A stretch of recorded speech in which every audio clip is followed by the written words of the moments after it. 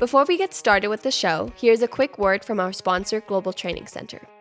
As trade compliance professionals, you want to make sure that your procedures and documentation are completed as correctly as possible to avoid any delays and possible fines. We provide a range of trade compliance courses that will fit your needs.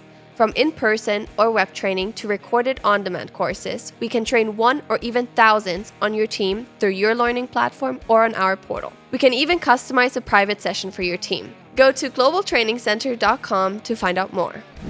About a couple of weeks ago, we had a news segment with Anik where we announced, or not announced, but just reported on something that was kicking in for December 4th for shippers into the EU, more specifically of interest, of course, because we are first and foremost a US-based podcast, but for US forwarders and shippers, et cetera, that are going into the EU, some reporting requirements that they need to be aware of.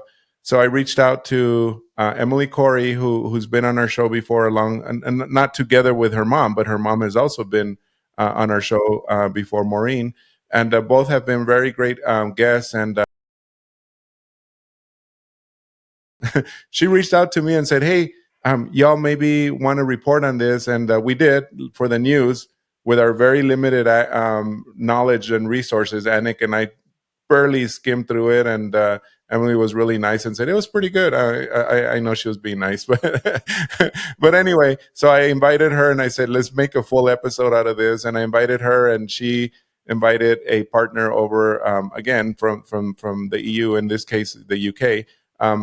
And we're gonna dig deeper into this, Andy. So this program is called the ICS2, and so I don't botch it up, I'm just let Emily explain what ICS means, and then we'll bring in the person she invited, Mr. Martin Palmer.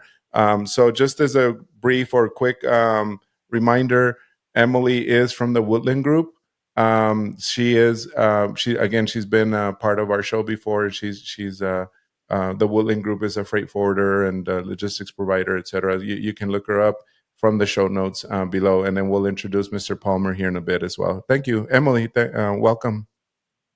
Thank you, Lalo and Andy. I reached out because it came across my desk regarding ICS2 Release 3 specifically, which is maritime related, and they already have had the Release 1 and 2, and Release 2 actually did involve airway bills and everything like that. So this is the next step, and right now what we're seeing, at least as a freight forwarder that goes directly into the EU, UK, and other areas, is that we're looking at house bill level data now. And currently, carriers have been doing this for a little while. They've been implementing it slowly over the past summer, requesting the information from us as a freight forwarder, requesting an EORI number if it's going into the EU. That EORI number is for the ultimate consignee in the EU, as well as their address and location.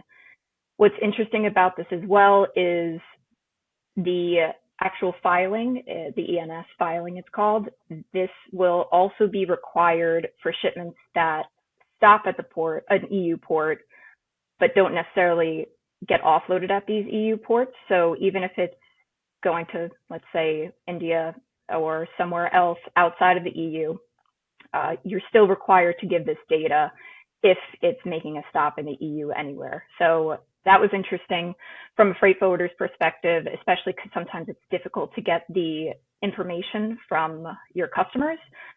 And I thought it was a good idea to actually do this so other freight forwarders aren't left in the dark when it fully comes through. I guess now, actually, for a lot of carriers that are requesting this information, most freight forwarders shouldn't have too many issues from the carriers, because it is a requirement that the carriers get this information before it even is loaded onto their ships at the port of loading. So it's very interesting to see this. It's very similar, I'd say, to an ISF filing, and essentially the EU is looking to get more data on what's coming in and out of their country.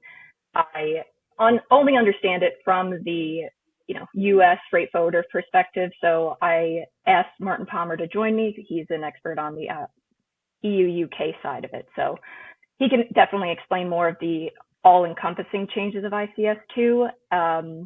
From my perspective, there's a lot to discuss and try to help others understand what this release 3 means and what the other releases also mean for a freight forwarder trying to be competitive in the EU market.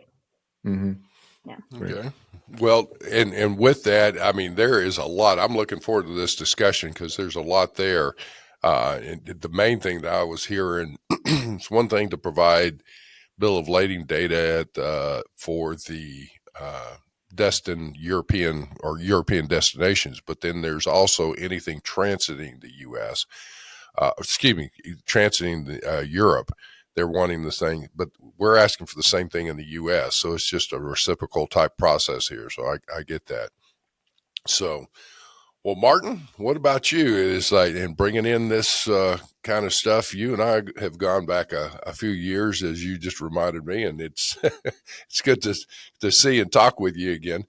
But and folks, this guy he's going to forget more than I'm going to get to learn on some of this. So this is great. So Emily's teed it up there as far as the basics and providing information. What more do we need to know about this? Well, it's almost a work in progress, and Emily refers to it as ICS2 Wave 3, but you can guess by that it's like a blockbuster movie. There's been previous films released, and it actually goes back to 2005 when the foundation was laid for the initial ICS, and it was really part of the European Union's response to the 9/11 attacks and the change of focus from revenue collection and tax and sales tax and import duties being collected, more to a greater focus on the safety and security element of international trade. So for the integrators, it was introduced as a pilot around about 2007, 2008, which ran for some time. And then we saw that sort of develop into a more general release to a wider audience round about 2011. So we've seen various stages of release. We've also seen an improved sophistication of the systems that have been used to, number one, capture this data from non-European origins, and as importantly, an improvement in the risk assessment tools that are available. At the moment, we're talking about ICS3. We've already had 2 sections of Wave 3 already this year. This is the second section. And the last section of development, which is aimed at railroad carriers and road carriers, will be introduced during late spring or mid-spring 2025. So you have, as I'm hearing it then, probably air cargo and air express. Then and this section is in more of the ocean side of things. Is that right? Absolutely. So this is the back end of the international supply chain. Not because it's the back end, but it's probably the biggest one to tackle.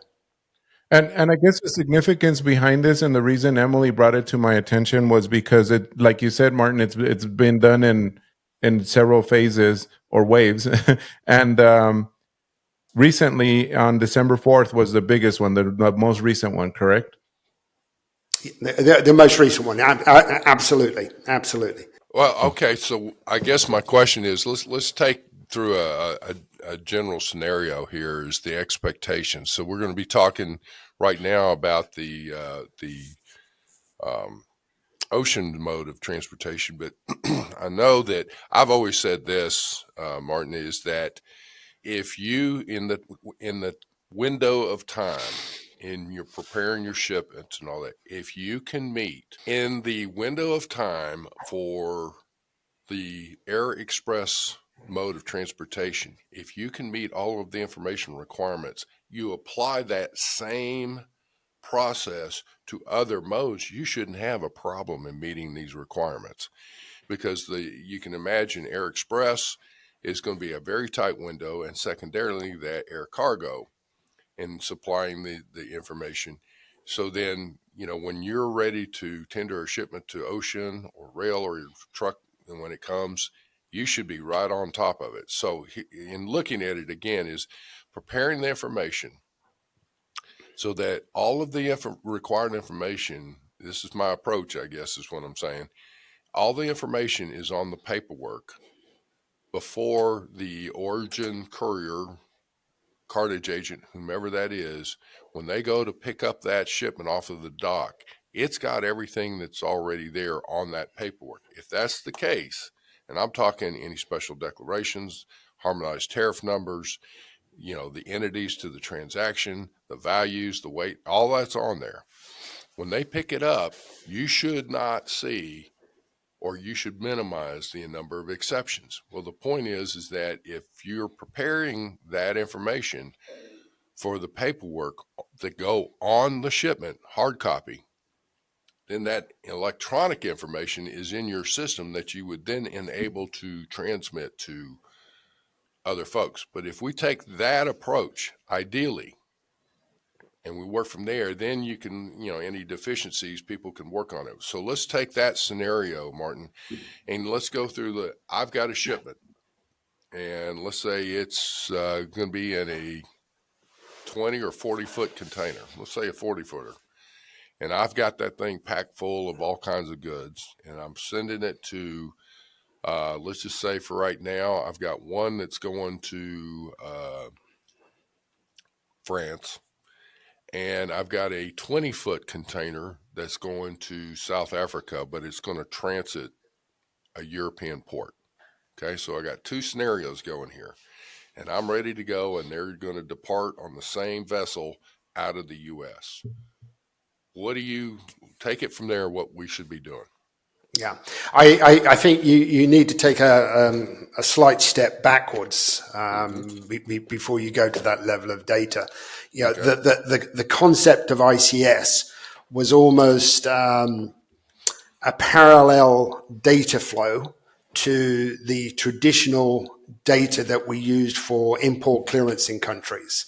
So we've been used to in our past cases, the likes of Liège and Paris and other points being the places where the integrators, as an example, was aircraft would land in Europe. They would then be transshipped and they would go on to Madrid, or they'd go on to Budapest or somewhere. And it would, when they got to those countries, they'd be doing the customs clearance and accounting for the duties and taxes. With the ICS concept, it was about first point of entry into the European Union. Right. So you send a ship into Hamburg. It's got material for all over Europe, which may be transshipped by road into those countries, or the ship may go on and hop to Rotterdam or Zeebrugge or some other European port. The concept with ICS is that the safety and security elements would need to be managed and controlled at that first point of entry. So when that ship hits Hamburg, everything on that ship destined for the European Union or transiting through European Union waters would need to be controlled from a safety and security viewpoint. But your initial sort of explanation is dead right. It's about data. And, with our history and our background, how many times have we had the conversation with colleagues that exports are easy, but imports are difficult? I still go to the point, do it right the first time, get the data set, the documentation in place, complete, timely as well, which is often a problem. Sometimes companies get it right, but they're a day late. Which is no good. It's like turn it up after the party's finished, as such. So to me, it's about that concept that if you want hassle-free international transport, and in the US, the authorities are expecting exactly the same thing as other countries, then you need to make sure that you understand what it is that you need to complete and make sure that you do that job, whether it's physical on paperwork or it's digital in data formats. Martin, you're hitting on something that is very important to me, is that, again, doing it right on the front end. And when do you have time to do it over, if that's the case? And so often import compliance folks will say, I don't care what's on the shipment as far as paperwork. You use what I give you. Case in point, maybe classification, whatever. And I always look at them and go, well, why is it that you don't trust the paperwork that goes on the shipment? And they're going, oh, we don't trust our suppliers to have accurate information. And right there, I'm going, then there's a breakdown in their own supply chain in that it goes to all the way to the purchasing department. So folks, if you're listening to this and you're trying to figure out, okay, there's more requirements coming from Europe, but it all comes back to doing it right on the front end. Emily, how about you? Y'all are stateside. You're freight forwarders, logistics, et cetera. You know, you're also customs brokers coming into the U.S. But what are you all doing, for example, when you do have to prepare for going into the EU? If you have a client that you're shipping to, shipping for. Sorry. So what is it that, as a U.S. company, you're trying to do to, just make sure you're complying with all of this? Yeah, so Andy brought up a good point in regards to data. You always want to have good data in to get good data out. You want to make sure you're getting all the accurate information from your customers, whoever you're shipping on behalf of. And sometimes it can be difficult as a freight forwarder, as many companies know, to get that direct data, especially if you're working with other agents. I think what is a part of it, or on top of that, is the fact of house bill level data for release 3. So it's not only the master bill data being put into these, into ICS2 for ENS filing, it's also the house bill level data. And what we've come across as a freight forwarder is what carriers will either support and do the house filings on your behalf, which would require you provide all the data that they need to do the house filing, or as a freight forwarder, would you like to keep that data privatized and actually become a house filer yourself? You spoke about it a little bit in the news with Anik, and it's essentially what you as a freight forwarder can handle. Is it easier for you to allow the carrier to complete these on your behalf? Or, again, keeping your data closed off to the carrier for whatever privacy reasons you would prefer as a freight forwarder, whether you don't want somebody swooping in and taking your customers, or if you want to ensure, you're keeping your customers' information separate, and they appreciate that as well. So there's a couple of different options for freight forwarders to handle these ENS filings. A lot of the times it's the carriers that are going to do it, but we've also noticed that some carriers are charging for these filings on top of the, if they're doing the house filings, I should say. So there's different types of filings. There's the straight bill of lading, there's the house and the master level, and there can be multiple filers that go into ICS2 for these shipments that make it so not just the carrier is required to do this. It can be the freight forwarder if the freight forwarder sees that as their opportunity or something that they can handle and something that they want to do. If a freight forwarder does decide to become a house filer, even though they're in the US, let's say, they can actually get an EORI number with a local customs authority in the EU. Once that's done, they also would then apply for what's called the deployment window. And that would be when they are fully set up to actually do the house filings directly into ICS2.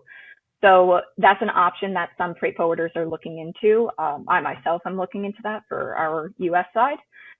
And it's really up to the freight forwarder in that regard, but also checking what carriers will support with the house filing as well, because not all carriers at the moment are supporting with the house filings. So there's a couple of different aspects of how it can be done. You're not going to be left out in the cold and not able to ship anything to the EU because you can't do a house filing. There's definitely ways to go about it still, and there are carriers that will do it on your behalf. Some are charging, some aren't at the moment, but would not be surprised if they do in future. Or again, like I said, doing it on your own and just making sure that you're properly set up directly into ICS2. If you're doing it on your own, that data is then stored in ICS2 and captured in the system. So what would happen is if you do the house filing, you let the carrier know you've completed it with your EORI number, and it can actually connect directly back to the carrier. You don't have to actually provide them with the house bill information that way. It actually would be connected to that shipment once they do the master bill level. Martin, also correct me if I am wrong, but that was how I was informed of how it's done and what I've seen so far of what the integration process would be if a U.S. freight forwarder, or not even just U.S., any freight forwarder that is trying to ship through the EU, or just if they have to stop in the EU from the carrier. And I think Emily raises some important points there. That is probably the biggest change with this release that we're seeing now, the ability for house filers, either directly or indirectly, to take control of their own, I was going to say destiny, but it's privacy more than destiny in many ways. Traditionally or historically, it's been the transporter that had the responsibility to make the submissions on behalf of their customers. So if you think of, for example, an American Airlines aircraft going into Europe with cargo on board, they will have cargo for 50, 60, 70 different customers. And they were actually responsible for making the submissions at the first point of entry. So now with this release, as Emily was saying, it opens up other opportunities for more direct control of your own data.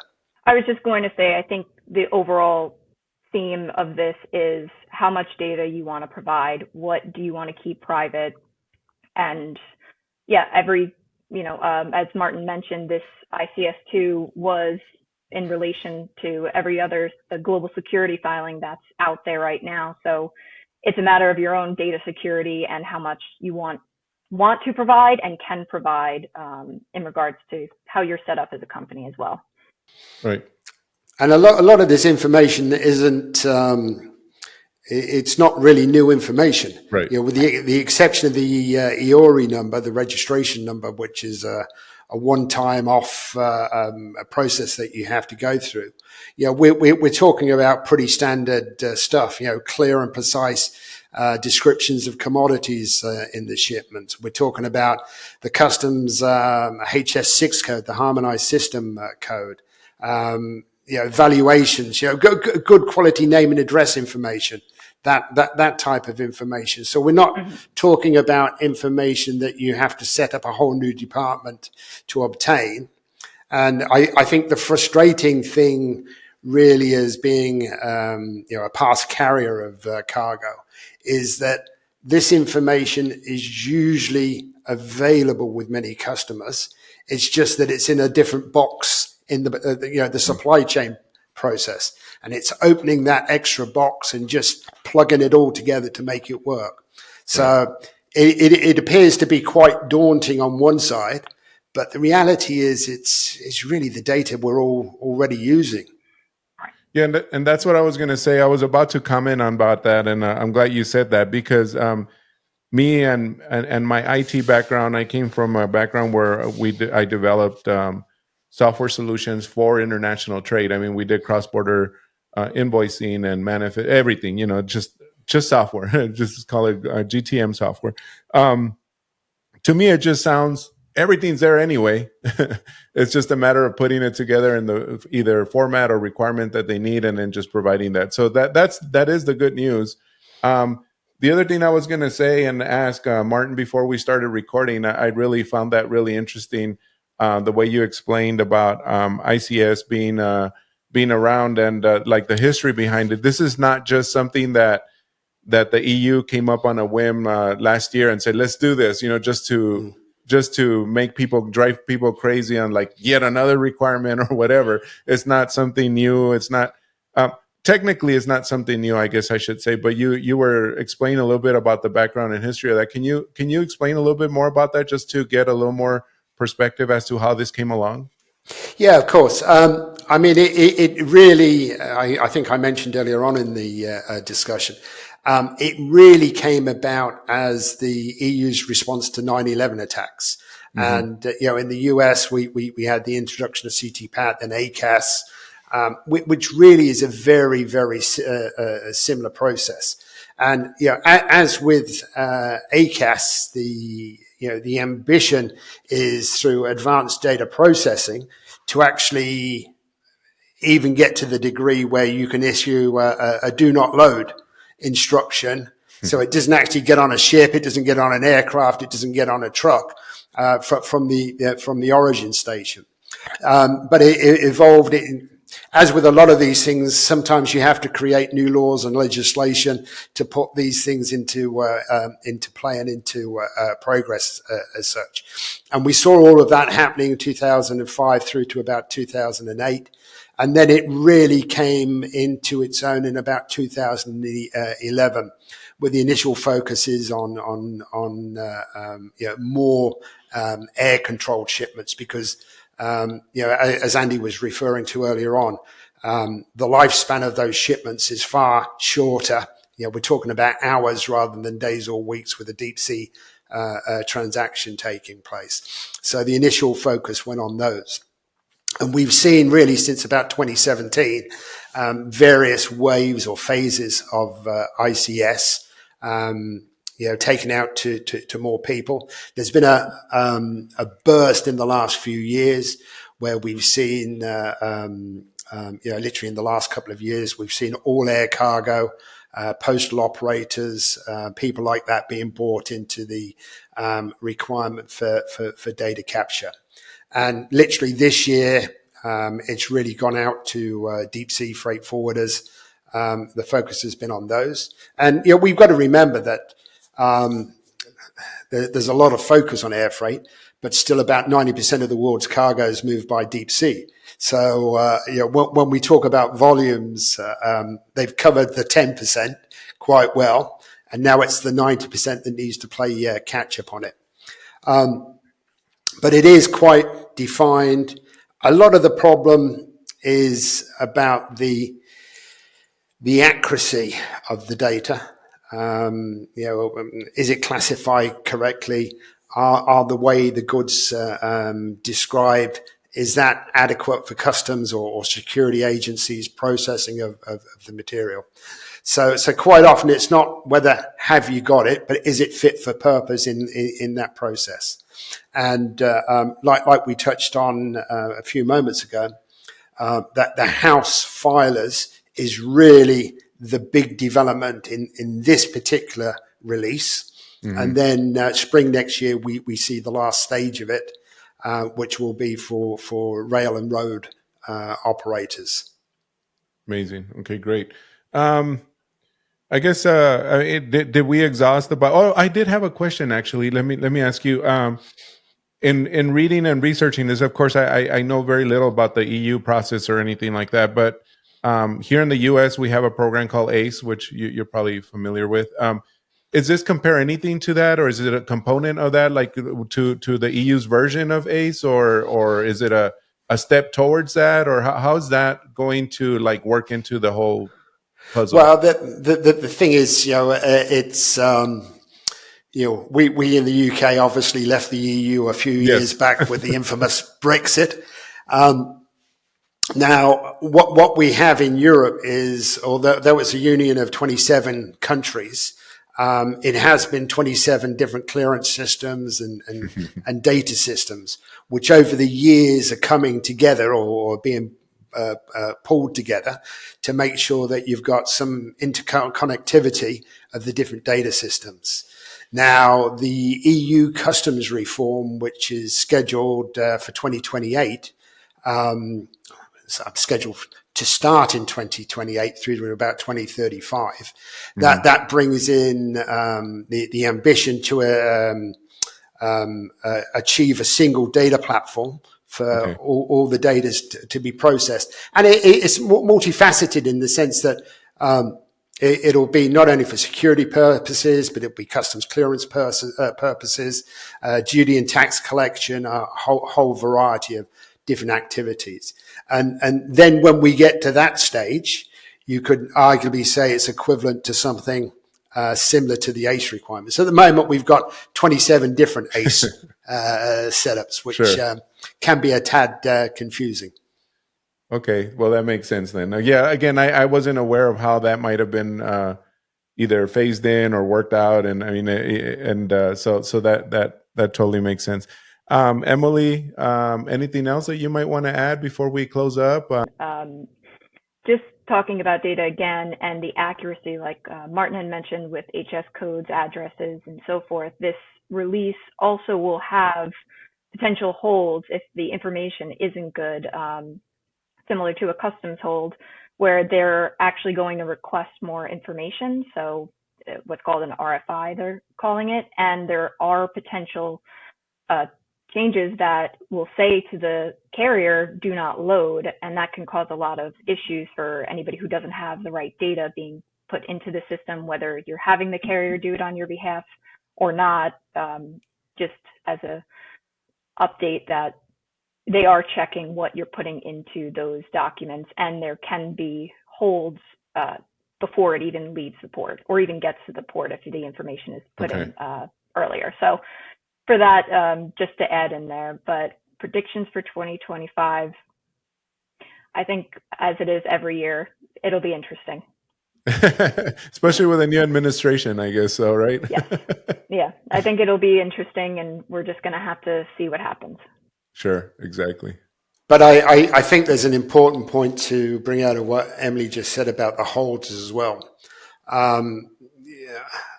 The whole industry works on a many-to-one basis. And what I mean by that is in an aircraft container, you have many shipments going into one container that belong to different people. In deep sea, you have a 40-foot or 20-foot, which could be full of shipments from 100, 200, 300 different companies. Now, if they are transiting Europe for whatever reason, and there's a problem with a particular shipment that didn't get stopped at origin before it was shipped, then that whole igloo, that whole container is going to be impacted. You know, it may be released, but the point being made here is that you're going to disrupt the normal flow of that container for one incomplete, inaccurate transaction that is not conforming to the new requirements. Right. So we're not just talking about tough luck. You know, this is one shipment that's going to be impacted. We're talking about that one wrong, incorrect, inaccurate, late transaction impacting potentially a 40-foot container of thousands of shipments. So this is it's pretty serious. If you get your act together with your data and your paperwork at the start of the process, it should be less scary. And the prediction for 2025 is more enforcement. Oh, yeah. Without a doubt. That's a very good point. Yeah. Yes, I agree with that one. Yeah. Awesome. Very true. Okay. Emily and Martin, thank you so much. And just as a reminder to everybody in the audience here is that we will have Emily and Martin's contact information. It will be on the show notes. And then, of course, if you're watching this on YouTube, you'll see it underneath their name. Their screen when they first came up. You know, their name and their company name, etc. So I mean, other than that, I mean, thank you all for tuning in and listening in.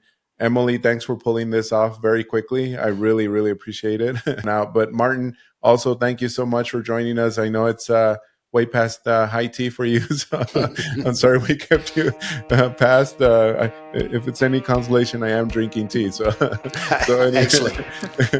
Hot tea, in fact. So, but thank you very much. Thank you all for joining us, and hope to have you all back on our show here in the future. It's been great. Thank you. Thank you all. As always, yeah. Thank you very much for joining us. Simply Trade is brought to you by the generous contributions of Global Training Center. You can follow the show and GTC on LinkedIn or Twitter and other social networks. Make sure you check out the show notes in the description for a full rundown of today's show with all the important links. Also, make sure you share this with a friend and subscribe on your favorite streaming platform. We really like hearing from you. If you enjoyed the show, make sure to rate and review wherever you listen to this podcast. If you or someone you know would like to be a guest in the show or would like to sponsor Simply Trade or suggest any topic you would like for us to discuss, please contact us via email at simplytrade@globaltrainingcenter.com, or you can DM us on Twitter at SimplyTradePod. Thank you again for the privilege of your time. Happy trading. Simply Trade is not a law firm or an advisor. The topics and discussions conducted by Simply Trade hosts and guests should not be considered and is not intended to substitute legal advice. You should seek appropriate counsel for your own situation. These conversations and information are directed towards listeners in the United States for informational, educational, and entertainment purposes only and should not be substituted for legal advice. No listener or viewer of this podcast should act or refrain from acting on the basis of information on this podcast without first seeking legal advice from counsel. Information on this podcast may not be up to date depending on the time of publishing and the time of viewership. The content of this posting is provided as is. No representations are made that the content is error-free. The views expressed in or through this podcast are those of the individual speakers, not those of their respective employers or Global Training Center as a whole. All liability with respect to actions taken or not taken based on the contents of this podcast are hereby expressly disclaimed.